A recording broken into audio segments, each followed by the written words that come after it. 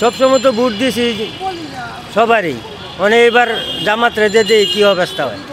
জামাতে তো মনে করেন সন্ত্রাস নাই, চিন্তাবাজ নাই, নাই, দুর্নীতিবাজ নাই। বুঝবো যারা সভ্য তাদেরকে দিব, এটা আপনাকে আমি বলবো না, এটা মানে ইন্টারনাল। এখনো কেউ ফিল্ডে ওরকম করে নাই, সঠিক কাজ করে নাই।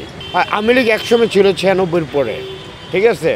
আবার মেজর জিয়ার সময় মেজর জিয়া ছিল, আবার এরশাদের সময় এরশাদ ছিল, কিন্তু পরে যারা আসছে নট বেটার। বাংলাদেশে দল হয়েছে আওয়ামী লীগ আর বিএনপি। আওয়ামী লীগ নিজে বলবে কি নিজে পৌঁছে গেছে গা, তবে মনে হয় পুরনো যে আওয়ামী লীগ বিএনপি সরকার বা সেও তো ক্ষমতা ছিল, কারণ তেরো তো মাথায় জ্ঞান বুদ্ধি অনেক কিছু আছে, সে তো দেশ চালাইছে না।